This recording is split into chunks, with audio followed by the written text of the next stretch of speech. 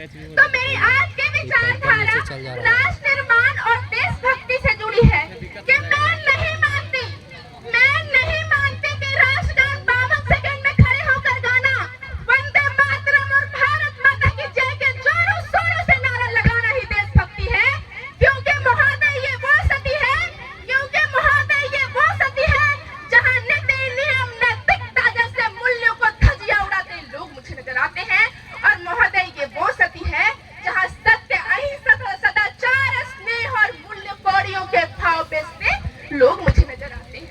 और महोदय ये वो सती है जहाँ घरों में दोस्तों के भाई यहाँ तक कि दो सगे भाई भी बड़ी ही मुश्किल से जीते हुए नजर आते हैं, बड़े ही मुश्किल से जीते हुए नजर आते हैं। और हमारे ही देश के युवा जो कि फेसबुक, व्हाट्सएप और इंस्टाग्राम जैसे सोशल नेटवर्किंग साइट्स पर सेटिंग, डेटिंग, चैटिंग और फ्लर्टिंग के माया जाल में फंसे हुए नजर आते हैं।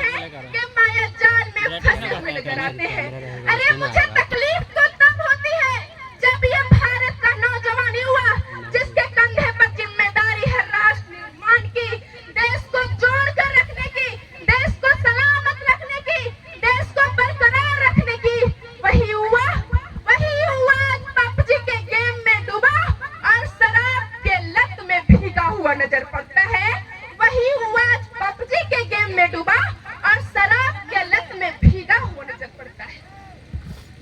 तो महोदय इस मुल्क को खतरा ना हिंदुओं से है ना मुसलमानों से। अजय इस मुल्क को तकलीफ है ना तो सिर्फ और सिर्फ बेईमानों और गद्दारों से, सिर्फ और सिर्फ बेईमानों और गद्दारों से। एक सैनिक होकर सेना में जाना ही नहीं होता, एक सैनिक होकर सेना में जाना ही नहीं होता। आजादी के गुरु बात कुछ और भी, तब झांसी की रानी लक्ष्मीबाई से लेकर सुभाष चंद्र बोस तक और महात्मा गांधी से लेकर चंद्रशेखर आजाद तक, जिसे हम देशभक्त कहते हैं।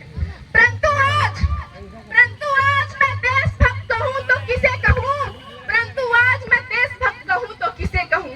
अपने परिवार, अपने राष्ट्र, अपने देश के प्रति समर्पण का भाव है देशभक्ति। हर देशद्रोहियों के जीवन में आने वाला तूफान है देशभक्ति। धर्म लोकता को पछाड़ कर ईमानदारी से किया गया हर काम है देशभक्ति, हर काम है देशभक्ति।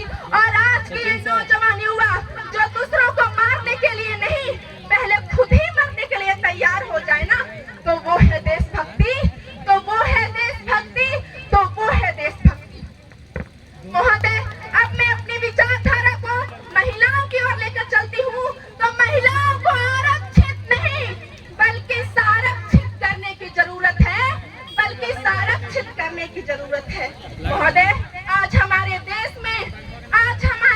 में कन्या भ्रूण हत्या, बाल विवाह, दहेज प्रथा, बलात्कार जैसे कारनामे बढ़ते नजर आ रहे हैं, बढ़ते नजर आ रहे हैं। तो महोदय मैं नारी सशक्तिकरण पर कुछ अपने विचारों को आप सभी के सामने प्रस्तुत करना चाहती हूँ कि इस वतन की रक्षा का हम लड़कियों का भी हक है, कि इस वतन की रक्षा का हम लड़कियों का भी हक है।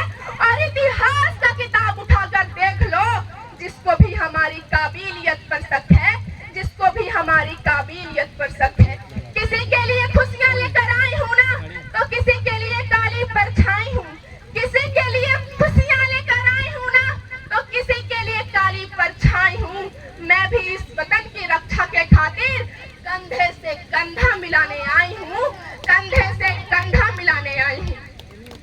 महोदय अब मैं अपनी विचारधारा को राजनीति की ओर लेकर चलती हूँ। तो मुझे राजनीति से परहेज नहीं, वरन राजनीतियों के नीति से परहेज है, वरन राजनीतियों के नीति से परहेज है।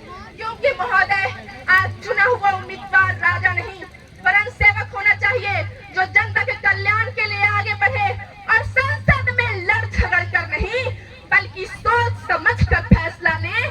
तभी हमारा राष्ट्र निर्माण संभव होगा, तभी हमारा राष्ट्र निर्माण संभव होगा।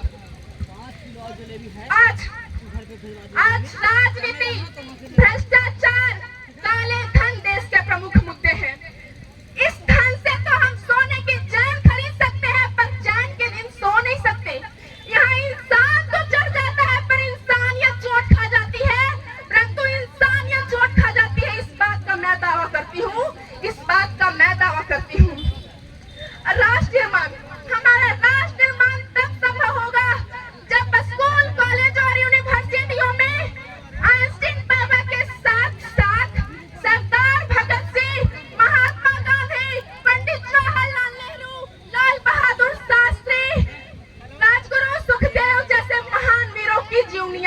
जाएगी। हमारा राष्ट्र निर्माण तब संभव होगा जब हमारा आइडल कोई अभिनेता नहीं, हमारा राष्ट्र निर्माण तब संभव होगा जब हमारा आइडल कोई अभिनेता नहीं, वरन वीर कमांडर अभिनंदन जैसा वीर होगा, वरन वीर कमांडर अभिनंदन जैसा वीर होगा, वरन वीर कमांडर अभिनंदन जैसा वीर होगा। और हमारा राष्ट्र निर्माण तब संभव होगा जब गरीब की कुटिया को हटाकर उसका अपना एक घर होगा, उसका अपना एक घर होगा। हमारा राष्ट्र निर्माण उस दिन संभव होगा जिस दिन स्कूल को मंदिर और शिक्षक को भगवान मान लिया जाएगा, शिक्षक को भगवान मान लिया जाएगा। तो महोदय, एक छोटी सी शायरी के माध्यम से मैं अपनी वाणी को विराम देना चाहूंगी।